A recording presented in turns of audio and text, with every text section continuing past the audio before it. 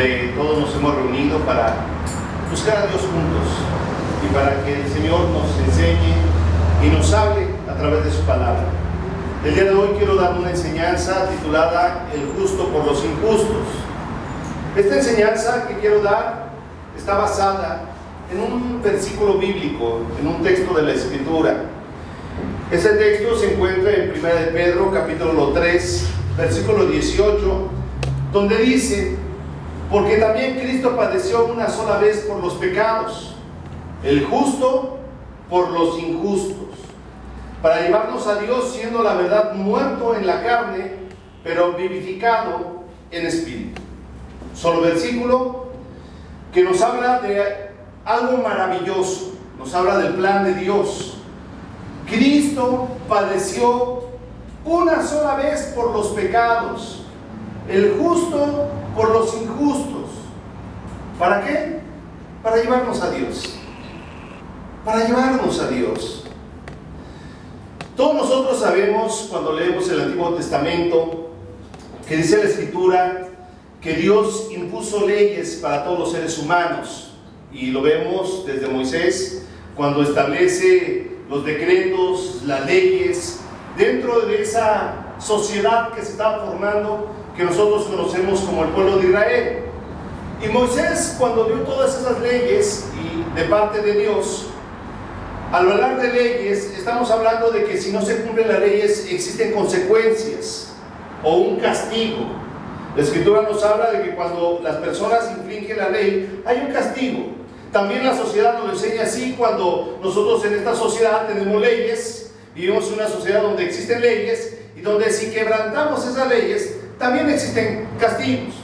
Por ejemplo, una de las leyes muy sencillas, para solamente poderlo entender, dice que una persona que mata, ¿verdad?, es culpable de homicidio, así lo dice la Escritura.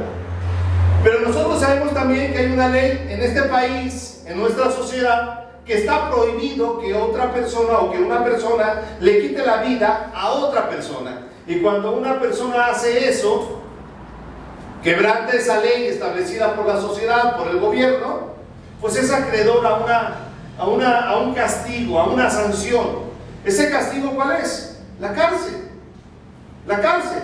Y por algunos años, por haber matado a una persona, por robar y por quebrantar las leyes, el hombre es merecedor a castigos. También, desde que se establecieron las leyes en el pueblo de Israel a través de Moisés, pues venía que si aquella persona que obedecía la ley de Dios iba a ser bendecido, pero el que las desobedeciera o las quebrantara, iban a haber consecuencias, iban a haber castigos para todas aquellas personas que cometieran pecado. Ok. Pecado es eso precisamente, desobedecer la ley de Dios. Eso es pecado, desobedecer la ley de Dios, no obedecerla, quebrantarla, eso es pecado. Y dice Romanos capítulo 6, versículo 23, dice de esta manera: porque la paga del pecado es muerte. Fíjate lo que nos está diciendo aquí la Escritura. Todas aquellas personas que infringen la ley de Dios, para no obedecer la ley de Dios, que tan solo los 10 mandamientos que nos dicen. Sabemos que los primeros 4 mandamientos tienen que ver con amar a Dios. Nosotros tienen que ver con amar a tu prójimo. No cometerás adulterio, no robarás, no matarás, honrarás a tu padre y a tu madre, no codiciarás las cosas de tu prójimo. Son leyes que Dios estableció para el ser humano. Y aquellas personas que los quebranten son acreedores a qué dice aquí: la paga del pecado es muerte. Es un decreto, es una ley establecida por Dios que nadie puede quebrantar, nadie puede desobedecer. Es una ley que está establecida para todo ser humano. Entonces, todo ser humano que cometa pecado, su castigo, dice aquí, es muerte. Es algo muy claro. Y esto no lo podemos nosotros cambiar.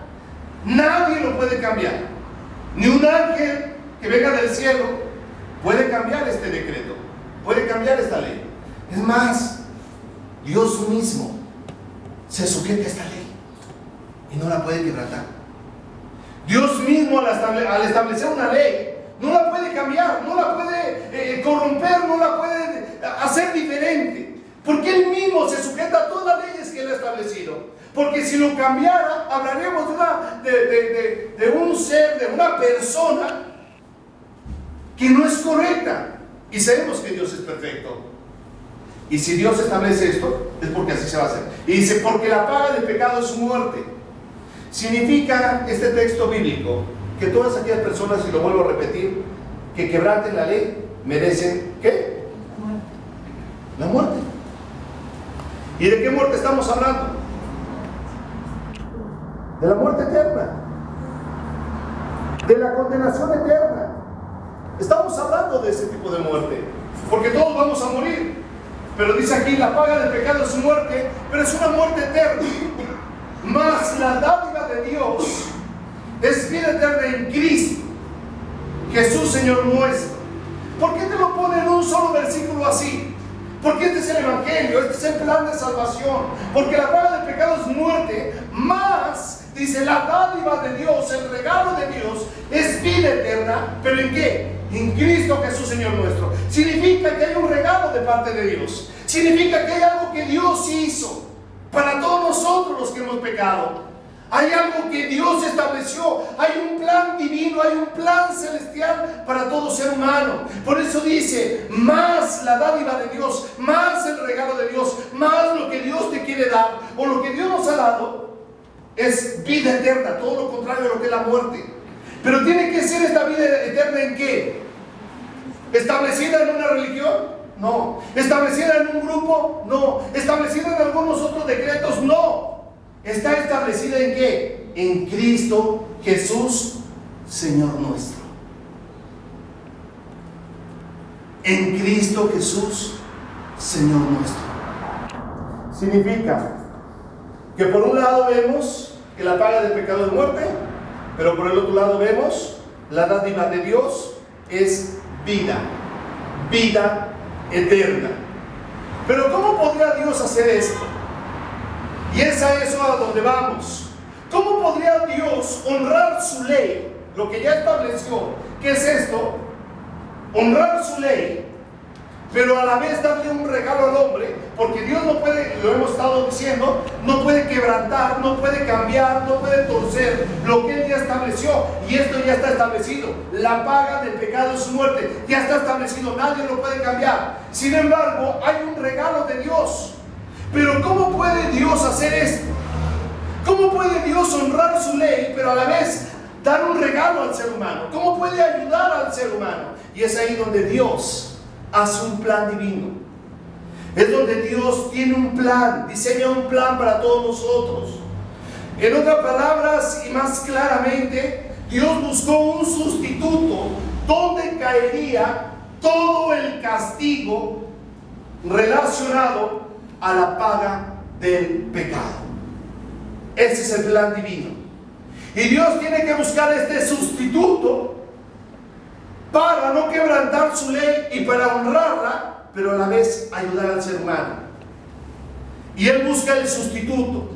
Pero este sustituto tiene que tener ciertas características. No puede ser cualquier persona, porque Dios bien pudiera haber mandado a un ángel, pero tenía que cumplir ciertas características este sustituto.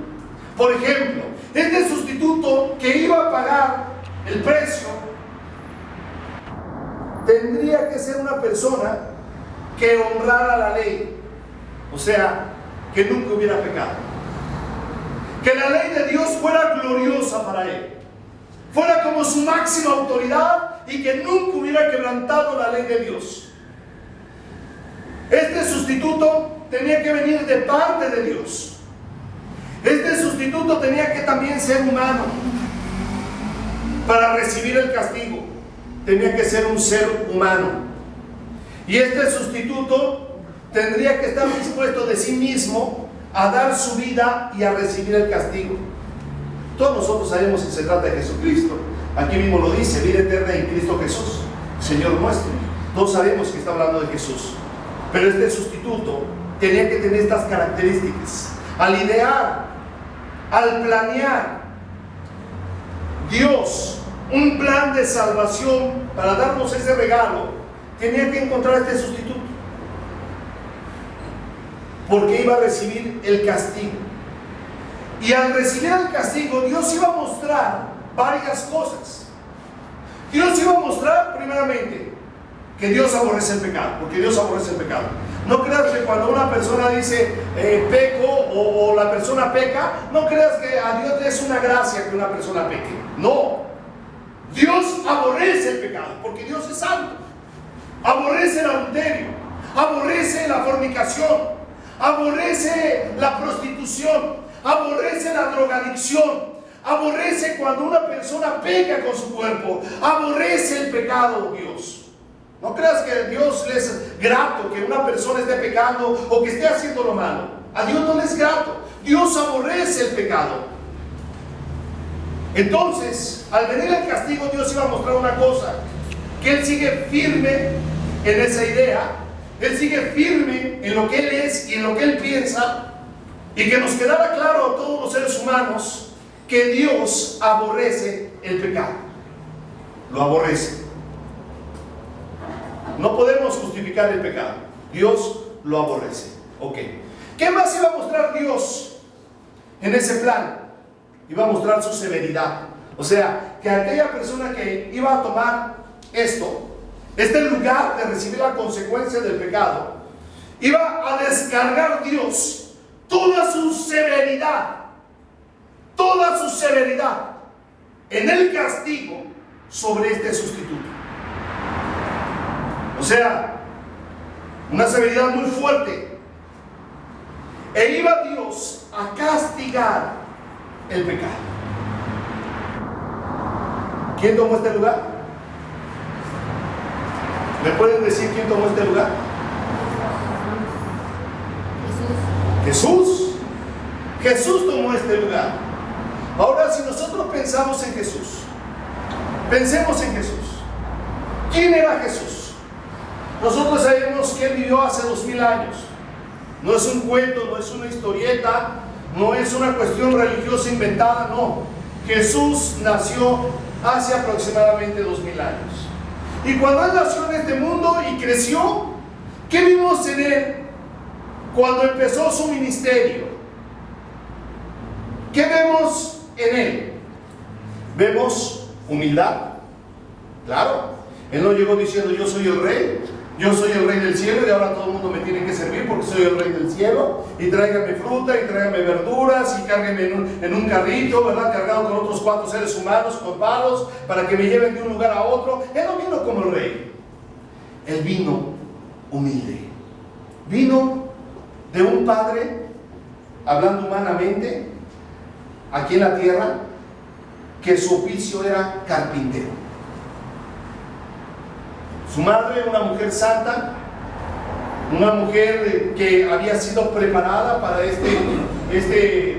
para tener a Jesús, una mujer sencilla, una mujer humilde, una mujer pobre, que el día en que iba a nacer Jesús, no tenían dónde ir para que naciera Jesús, no tenían dónde pasar la noche, para que me entiendas. De ahí vino Jesús, con humildad.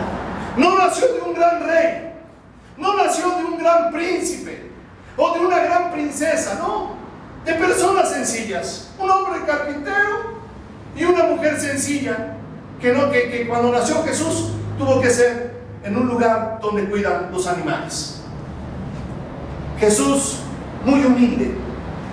Otra de las cosas que vemos en Jesús, aparte de su humildad y su sencillez, incluso en su ministerio mostrando tanta humildad, tanta sencillez hacia los pobres, otra de las cosas que vimos en Jesús es que Él vivía lo que enseñaba. Vivía lo que enseñaba. Si Él enseñaba algo, Él lo vivía. Él daba testimonio de poderlo vivir. Él vivía sus enseñanzas. Otra de las cosas que vimos en Jesús es que cuando Él hablaba, no hablaba como los principales sacerdotes, ni como los escribas, ni como los grandes fariseos. Cuando Él hablaba, hablaba con autoridad. Tenía una autoridad en sus palabras. ¿Por qué? ¿Por qué había autoridad en sus palabras? Porque era verdad. Porque todo lo que Él hablaba era verdad, no había hipocresía. mentira, no había falsedad. Lo que él hablaba, lo hablaba con autoridad. Además, en la vida de Cristo, podemos ver una persona que complacía a su Padre. Complacía a su Padre.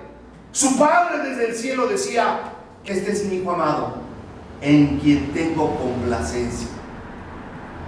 Se complacía con Jesús. Veía la vida de Jesús, veía su humildad, veía su enseñanza, veía su autoridad, veía su compasión, veía su misericordia, veía que estaba cumpliendo todo y decía: en Él tengo complacencia. En Él tengo complacencia. ¿Qué más había en la vida de Jesús? Venció al tentador. Aun cuando era muy difícil como humano vencer al tentador. Mira que esos 40 días que él estuvo ayunando fueron fuertísimos para él. Y fue donde tú sabes que se le presentó el tentador ofreciéndole cosas. Si tú me adorares, ¿por qué no le dices a esa piedra? Imagínate con esa hambre, que se convierta en un pan para que te lo comas. Y venció la tentación. Entonces, algo que vemos también en la vida de Cristo es que Él venció al tentador. Además de toda su misericordia, además de que era Jesús una persona que oraba, una persona que estaba cerca siempre de su Padre, era una persona que siempre se preocupó por los demás. Tú ves a Jesús, una persona que si veía a una viuda, trataba de hacer algo por la viuda. Si veía a un leproso, hacía algo por el leproso. No solamente trataba, lo hacía también por el leproso. Si veía a una mujer con flujo de sangre, hacía algo por ella. Si veía a una viuda, cualquier persona necesitada, Jesús se compadecía, tenía amor, tenía misericordia. Y tenía un propósito en esta vida: salvar. Esa era su encomienda, era a lo que Él venía. Ok, Él tenía muy en claro su ministerio. Y tan era así que el otro día tuvimos la enseñanza de la samaritana. Tenía tan claro su ministerio Jesús, que a pesar de que en algún momento estuviera Él cansado, sediento y hambriento, como era el caso cuando estaba ahí en el pozo de Jacob, donde sus discípulos se habían ido a buscar comida para el Señor, y donde Él estaba sentado y se acerca a esa samaritana a sacar agua del pozo, y Jesús le dice: mujer, dame de beber. Cuando Jesús le dijo eso es porque Él estaba sediento realmente. Y esa mujer, en lugar de darle agua, se pone a debatir con Jesús. ¿Cómo tú, siendo judío y yo samaritana, me pides que te dé agua? Si entre judíos y samaritanos no nos llevamos entre sí. Cuando Jesús vio el corazón de esta mujer, dijo: a un lado mi sed, a un lado mi hambre. Esta mujer tiene necesidad de conocerme. Y empieza a predicarle, empieza a hablar del evangelio, empieza a hablar de su ministerio, empieza a hablarle a esta mujer de su realidad, empieza a descubrirle sus pecados. Tiene compasión por esta mujer, tan así que la Escritura nunca menciona que esta mujer le haya dado el agua a Jesús.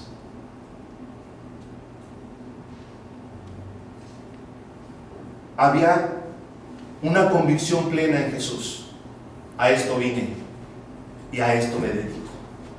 Todavía cuando llegan los discípulos de Cristo a darle la comida a Jesús: Señor, ya llegamos. Cuando la samaritana estaba y se había ido por los otros samaritanos y que venía la gran multitud y le acercan la comida a Jesús, y le digo: no, espérenme,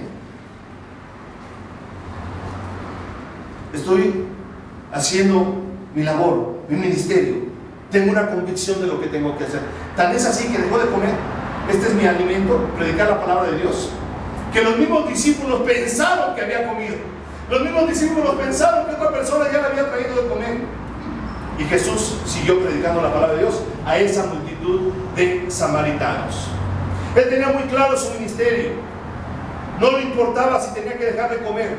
Además, Jesús sufrió muchas calumnias, porque durante esos 3 años y medio de su ministerio, siempre hubo gente que se opuso a lo que Él hacía. Siempre hubo personas que se opusieron y lo criticaron y lo señalaron y le levantaron falsos y hablaron mentiras en contra de Él. Tan es así que hasta algunos le llamaron Belcebú. Imagínate qué tipo de calumnia para estarle diciendo que por demonios él hacía lo que hacía. Lo calumniaron. Dice que en varias ocasiones de su ministerio, los religiosos llenos de celo y de envidia trataban de matarlo. Trataban de matarlo. Pero él seguía adelante, padeciendo. Renunció a muchas cosas porque desde ese momento había renunciado a su familia. ¿Tú crees que Jesús no quería y amaba a su madre María? Claro que la amaba, era su mamá.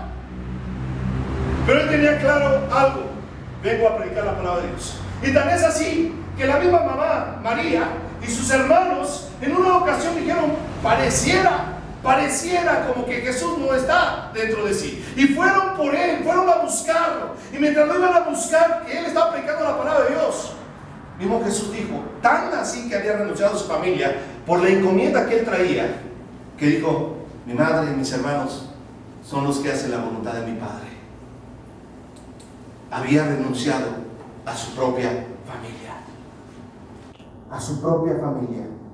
Y predicó por 3 años y medio. Y durante esos 3 años y medio, caminando, recorrió más de 190 kilómetros, predicando la palabra de Dios. Además, en el ministerio de Cristo vemos una vida recta. Nunca pecó. Una vida recta. Vivía predicando, anunciando el evangelio del reino de Dios. Nunca falló Jesús. Siempre buscaba él a las personas, aunque las personas no lo buscaran. Él buscaba a las personas. Cuando Zaqueo, aquel chaparrito que vivía haciendo lo malo y una vida de pecador, y que además lo rechazaban porque era jefe de publicanos, ya no solamente como le vio un publicano, sino era el jefe de los publicanos. Y cuando Zaqueo supo que iba a pasar por ahí, Jesús dice que se adelantó y se subió a un árbol sicomoro para ver cuando pasara Jesús. Y mira, aún estaba por ahí Jesús acercándose, cuando Jesús dice que antes de que Zaqueo dijera una palabra, Jesús le habló a Zaqueo por su nombre: Zaqueo, desciende, porque es necesario que hoy pose en tu casa. Jesús siempre buscando a las personas. Jesús siempre buscando. ¿Sabes? Cuando nosotros hemos conocido a Jesús, no ha sido porque nosotros lo hayamos buscado. Verdaderamente, nosotros no buscamos a Dios, dice la Escritura. El hombre no busca a Dios. El hombre es duro de corazón. El hombre nunca busca a Dios. Es Dios quien nos busca. Es Dios el que nos encuentra.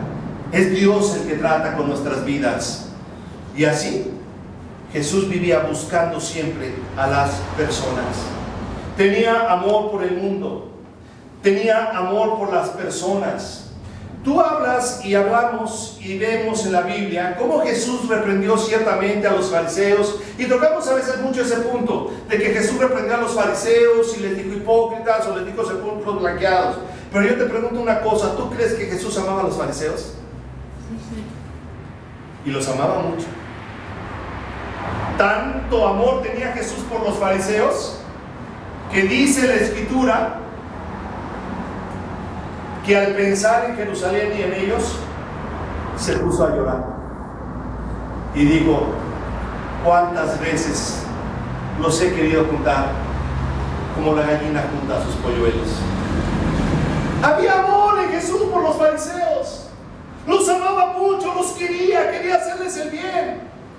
El problema era el corazón endurecido de ellos. Jesús fue justo, honró la ley, pero recibió el castigo.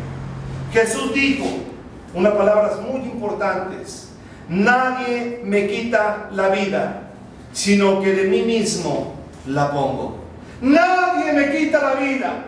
Jesús mismo dijo eso, y él sabía el sacrificio que le venía. Él sabía toda la manera en que iba a morir. Él sabía cómo lo iban a atormentar, y Jesús mismo dijo: nadie me quita la vida.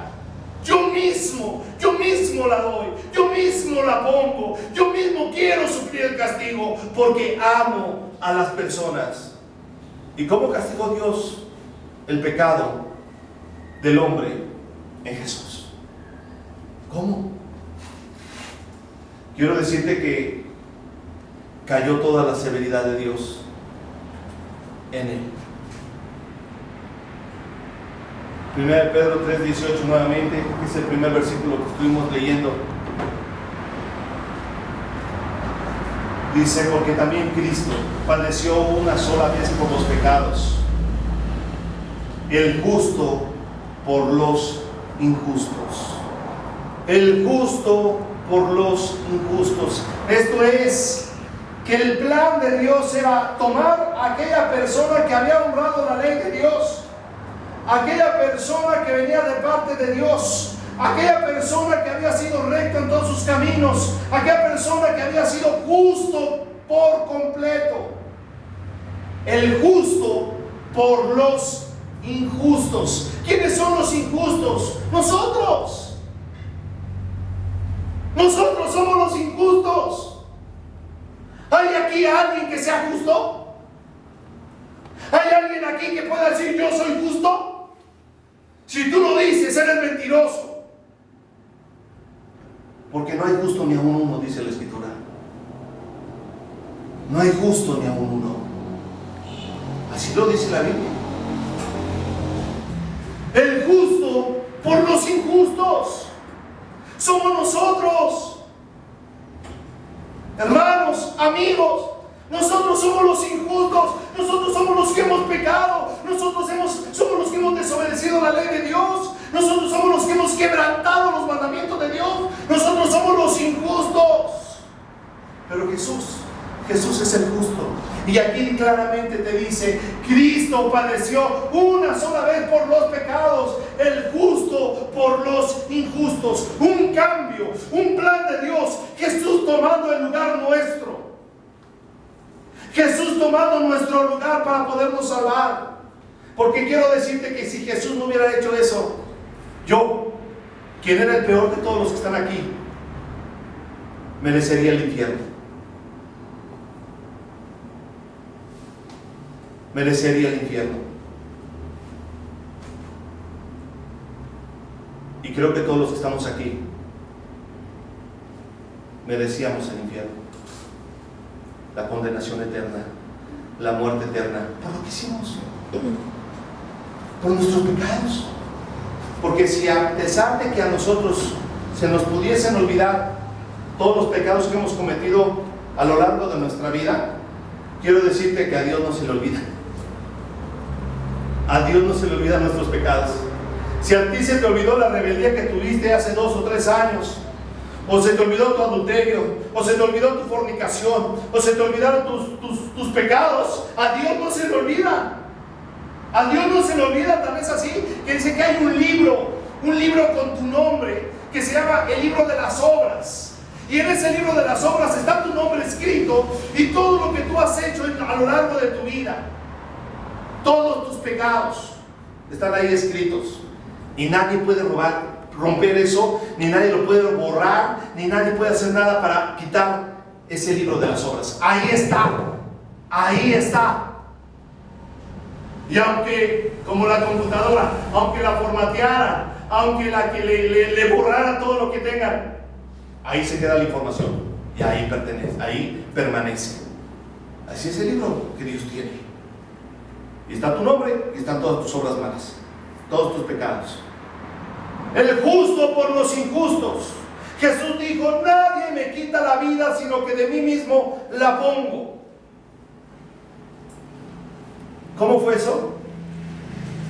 Desde aquel momento en que Jesús estaba orando, sabiendo que había llegado su día, y dice que había tal presión en su cuerpo que cuando estaba llorando a Dios para fortaleza, porque él sabía lo que venía y estaba ahí orando a Dios, había tal agonía en su cuerpo y había tal oración sabiendo lo que venía a él, que era tanta la presión que dice que su sudor eran como grandes gotas de sangre. Imagínate bajo qué presión estaba Jesús. Y en esa oración que tuvo Jesús con el Padre, le dijo esto: Padre, pasa de mí esta copa. Porque sabía que venía la copa de la ira sobre su vida. Porque sabía que iba a recibir todo el castigo del pecado sobre su cuerpo. Y decía: Padre, Padre, pasa de mí esta copa. Era su súplica, era su oración de Jesús. Pero ¿sabes qué dijo Jesús? Pero no se haga mi voluntad, sino la tuya. Humanamente hablando, físicamente hablando, él como que su cuerpo rechazaba en cierta manera el sufrimiento, pero él dijo: no se haga mi voluntad, no se haga la voluntad de mi cuerpo, hágase tu voluntad, Señor. Y se paró con esa fortaleza, y él sabía que venía el castigo. Y cuando vio que venía la turba con palos, con piedras, como si viniera contra un perro, contra un ladrón, Jesús se paró ahí. Estaban los discípulos se asustaron, los empezaron a rodear los soldados, y luego estaban ahí todos ellos, y era una presión fuertísima. Pero Jesús sabía que había llegado su momento, Jesús sabía que había llegado su hora, y se acerca Judas. En medio de la multitud se acerca a Jesús y le da un beso. Se conoce ese beso como el beso de la traición. ¿Sabes lo que es que te traiciona un amigo? ¿Sabes? Judas era un amigo de Jesús. Judas había estado con Jesús. Durante 3 años y medio, Judas había sido un acompañante de Jesús. Judas había visto los milagros, había visto sus enseñanzas, había visto todo de parte de Jesús. Y ahí estaba Judas cerca de Jesús. Viene y le da un beso. Y le dice Jesús a Judas: Judas, ¿con un beso me traicionas? Es como cuando tú le confiesas a un amigo verdadero toda tu vida y que después ese amigo te traicionara. Es horrible. Judas le había dado un beso. Con un beso me traicionas, Judas. Ahí él era traicionado, y desde ese momento él sintió un fuerte dolor en su ser, y castigó Dios en la vida de Cristo todas nuestras hipocresías. Porque cuántas veces hemos sido hipócritas. Jesús castigó la hipocresía.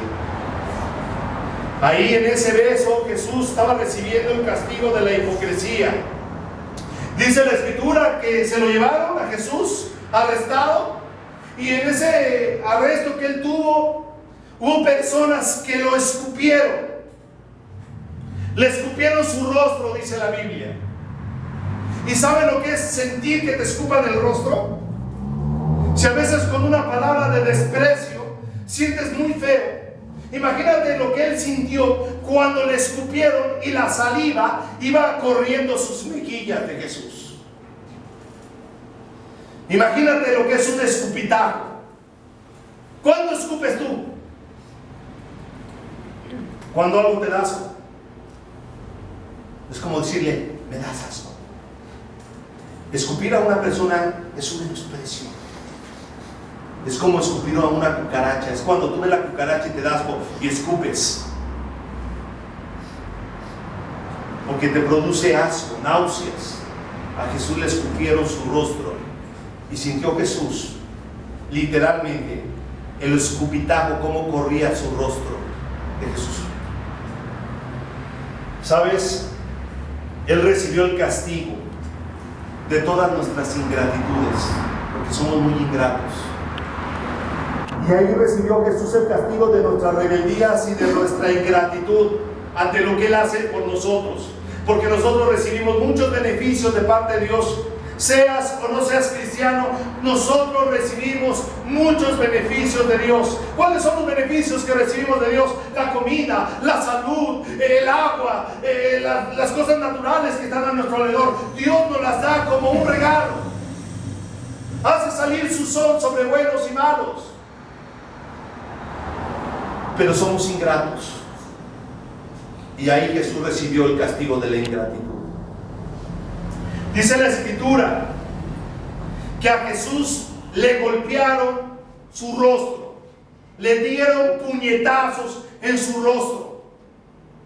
¿Sabe lo que es un puñetazo de un soldado? Es un golpe.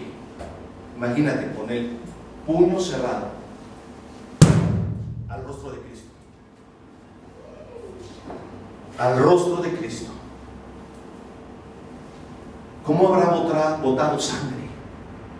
Se le hincharon los ojos, le brotaron sangre de la nariz, le rompieron seguramente la nariz, la boca, le dieron puñetazos. Eran soldados,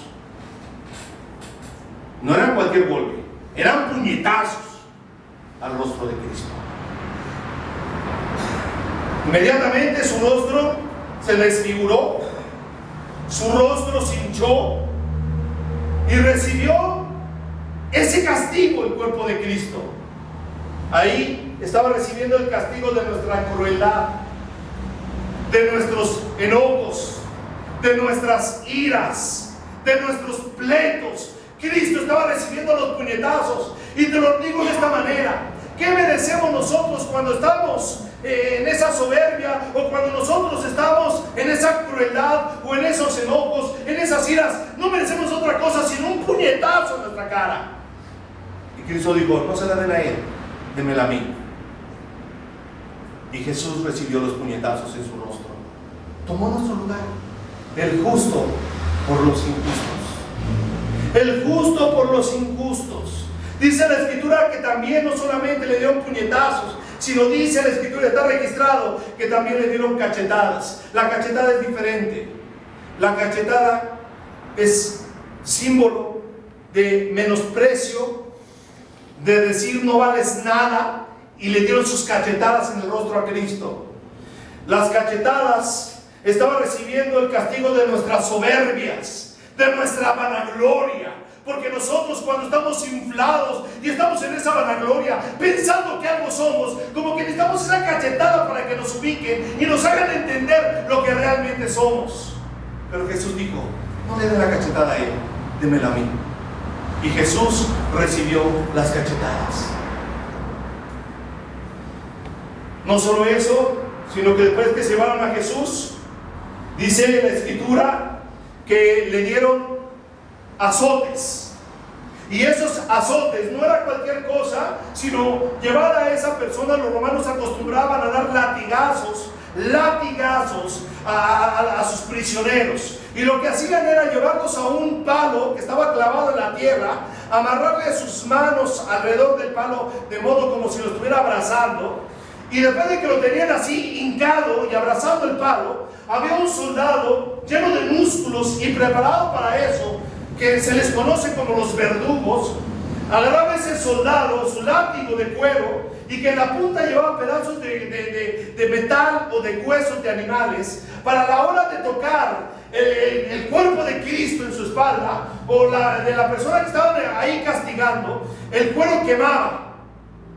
Pero no solo eso, sino que se incrustaban esos pedazos de hueso en la piel de la persona, y a la hora de incrustarse y volver a jalar así, se vienen los cachitos de carne de la persona, de tal manera que le destrozaban la espalda, literalmente le destrozaban la espalda a una persona. Había personas que se morían, que no llegaban a los 40 latigazos y ya estaban muertos, porque era un castigo terrible sobre una persona.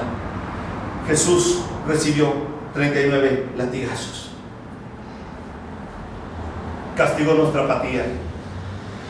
Hay personas que al escuchar incluso un mensaje como este son apáticos, no les interesa lo que Jesús hizo por ellos, no les interesa, pero en su espalda recibió el castigo de nuestra apatía.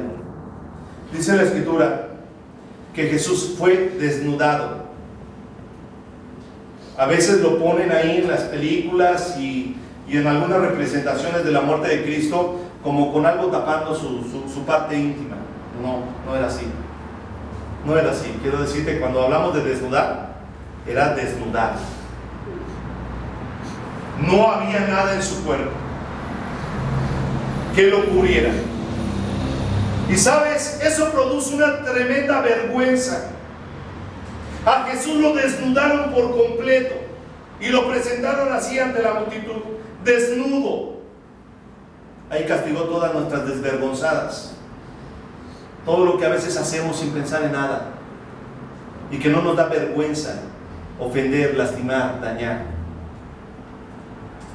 Dice la Escritura también que después de eso también la gente se burlaba de él, meneaban la cabeza, se reían de Jesús cuando lo veían ahí, porque no es lo mismo ver a una persona cabal en sus 5 sentidos, en su plenitud, vestido, hablando con elocuencia. No es lo mismo ver a una persona así, a verlo ya con su cara toda hinchada, a verlo con su espalda destrozada, al verlo cómo lo estaban maltratando. A veces lo que surge en las personas es como que cierta compasión, como decir, esa persona no vale mucho porque mira cómo está.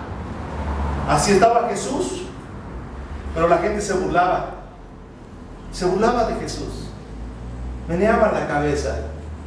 A veces hasta en esas burlas le decían: a ver, pues no que eras Dios, no que eras el Hijo de Dios, no que eras el gran rey. Incluso se hincaban ante él y le dicen: salve, rey de los judíos.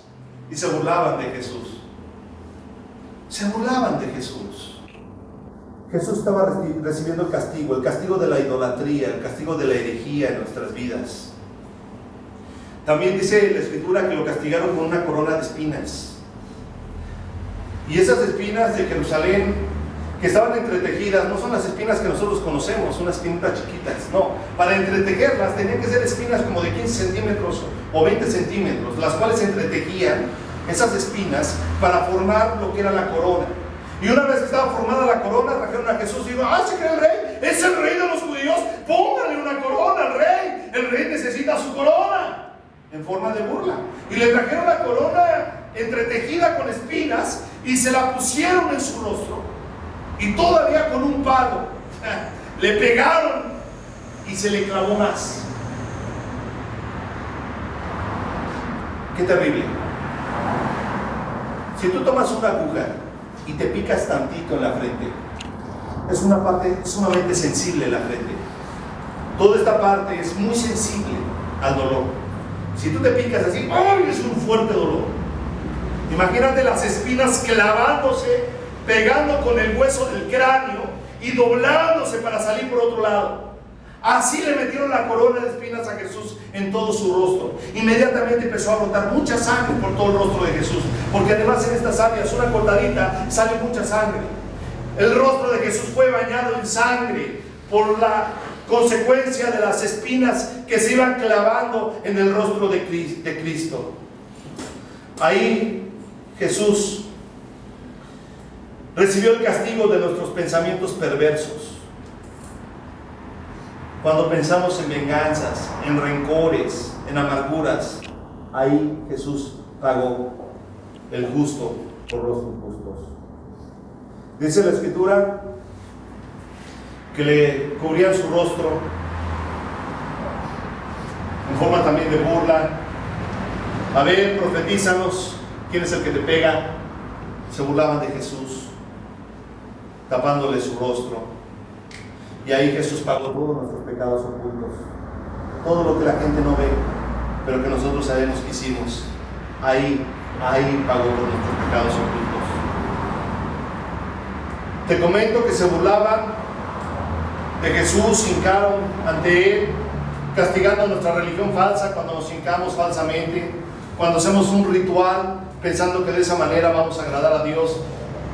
Ahí castigó Dios en Jesús toda nuestra religiosidad falsa.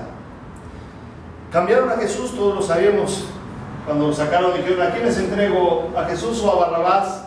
¿A quién soltamos de los dos? Y la gente empezó a decir: suelten a Barrabás. ¿Y qué hacemos con Jesús? Crucifíquenle, crucifíquenle. La multitud gritaba: crucifíquenle. Cambiaron a Jesús. Ahí Jesús recibió el castigo cuando nosotros cambiamos a Jesús por lo que a nosotros nos conviene, por nuestros placeres. Cambiamos a Jesús por nuestros propios intereses. Castigó eso Jesús. Dios castigó en Jesús esto. Dice que mientras él estaba colgado ahí en esa gran cruz, después de haber perdido tanta sangre y después de haber recibido tanto castigo, que Jesús dijo: tengo sed, naturalmente tengo sed. y dice que le dio un vinagre y hiel en los labios de Cristo. Ahí recibió el castigo de las mentiras, de los chismes, de las calumnias. Cuando has hablado mal de alguien, ahí recibió Jesús el castigo, el justo por los injustos. Dice también que al pie de la cruz había personas que estaban repartiendo sus vestidos, los soldados estaban repartiendo sus vestidos, a ver quién se queda con tal ropa, a ver quién se queda con este otro. Ahí recibió Jesús el castigo. Cuando tú te quieres apropiar de lo de Dios, ¿cuántas veces nos hemos querido apropiar de lo de Dios? Empezando por nuestro propio cuerpo, nuestra propia vida. Y a veces le decimos a Dios: si es mi vida, si es mi cuerpo, quiero hacer con él lo que yo quiera. Espérame, no es tu cuerpo ni es tu vida, es de Dios. Le pertenece a Dios. Y el día que Dios quiera te lo quita. Y te quita la vida también. No te pertenece, es de Dios tu cuerpo. Y le dice a Dios: no, yo quiero hacer con mi cuerpo lo que yo quiera. Ahí estaban repartiendo sus vestidos, apropiándose de las cosas de Dios. Dice que fue crucificado entre ladrones. Imagínate, entre ladrones. Castigó todas tus calumnias. Dice también la Escritura que para crucificarle le colocaron clavos en sus manos y en sus pies. Y esos clavos le traspasaron tendones, nervios. Está comprobado aquí donde clavaban los romanos. Era en esta parte en medio de estos dos huesos que tenemos abajo de la muñeca. Y ahí hay una separación. Y en medio de estos dos huesos colocaban los clavos, porque si nos colocaban en la mano como se ha pensado, pues desgarra esta parte y simplemente se suelta. Tenía que ser en medio del hueso para que quedara bien amarrado, ahí bien clavado. Y se ha comprobado médicamente que en medio de esos dos huesos ahí hay tendones y nervios que si son tocados producen fuertes dolores que llegan en ese nervio, llegan esos dolores hasta la cabeza. Cuando son tocados, a Jesús se lo traspasaron con un clavo. Imagínate el terrible dolor y el calambre que recibió Jesús mientras era traspasado por ese clavo en medio de esos dos huesos, provocando fuertes dolores como un calambre que llegaba hasta la cabeza. Y las dos manos se las clavaron y sus pies. Y estaba sostenido verticalmente sobre eso. Terribles dolores. Ahí Él recibió nuestro castigo, el castigo por nuestras obras malas y por nuestros caminos perversos. Cuando con nuestras manos hacemos lo malo y con nuestros pies. Lo más triste para Jesús y el dolor más profundo fue cuando Él dijo las siguientes palabras: Elí, Elí, lama sabactani, que significa: Dios mío, ¿por qué me has desamparado? Después de todos esos dolores que Él había recibido, Él dijo: ¿por qué me has desamparado? Literalmente, Dios se había apartado de Él, su Padre. Humanamente Él estaba abandonado. ¿Sabes por qué? Porque la Escritura dice que Dios no tiene comunión con el pecador. Y Jesús se estaba convirtiendo en pecador porque había tomado todos nuestros pecados. Y Él decía: Elí, Elí, lama sabactani. Dios mío, ¿por qué me has desamparado? ¿Por qué me has dejado aquí solo con toda esta gente? Me miran como toros de Bazán, menean la cabeza y se burlan de mí. ¿Por qué me abandonaste? Es como cuando eres abandonado por tu padre y te dejas expensas de aquellas personas crueles que quieren destruirte y hacerte pedazos. Una sensación de abandono. Recibió todo el castigo por nuestros pecados. ¿Y cuántas veces nos olvidamos de Dios? Dice que después de eso, simplemente Jesús murió. Después de todo eso murió. ¿Y sabes qué pasó cuando Él murió? Dice la Escritura que la misma naturaleza no lo soportó. El Dios creador, el todopoderoso, el que es misericordioso y bueno, había muerto en una cruz por su propia creación. La misma naturaleza no lo pudo contener y dice que la tierra tembló, toda la tierra se llenó de tinieblas, las piedras se partieron. La naturaleza misma no podía entender cómo los humanos habían llegado a tal grado de matar a su creador. Dice que por 3 horas la tierra se llenó de oscuridad y tinieblas. La tierra tembló, las piedras se partieron.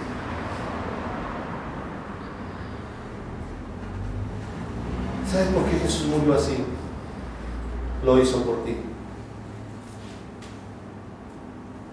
Lo hizo por mí. Independientemente de quién eres tú, independientemente si te conozco o no te conozco, Jesús lo hizo por ti. Murió por tus pecados. Murió por tus pecados. Para darte la oportunidad de ser libre. Para darte la oportunidad de ser también recibido. Jesús honró la ley. Dios honró su ley y castigó a Jesús en tu lugar. Para darte la oportunidad a ti para creer y para recibir la salvación. Como dice este versículo, el primer versículo que estábamos leyendo, como dice 1 de Pedro capítulo 3 versículo 18, porque también Cristo padeció una sola vez por los pecados, el justo por los injustos, para llevarnos a Dios, para llevarnos a Dios, para llevarte a Dios, para que seas llamado hijo de Dios, para que seas llamada hija de Dios, para llevarte a Dios. Maravilloso Jesús. Hagamos una oración. Padre, eres tan bueno, Señor. Eres tan bueno, Jesús. Oh Padre, qué hermoso sacrificio. Qué hermoso acto, Señor. Gracias por esa oportunidad que tú nos das, Señor. Porque éramos pecadores, Señor. Porque no merecíamos la salvación. Oh Padre, que estas palabras que acabamos de hablar, Señor, sean guardadas en nuestros corazones, sean valoradas, sean entendidas, Señor, y podamos entender tu gran amor. Y pueda esta palabra ser bendición a nuestras vidas y a la vida de las personas que nos rodean. Gracias, Señor, por tu asistencia. Gracias porque nos hablas, Señor. Gracias en el nombre de Jesús. Amén. Amén, Jesús. Bien, Dios les bendiga a todos. Estamos para servir. Nos vemos dentro de 8 días a las 11 de la mañana. Dios les bendiga.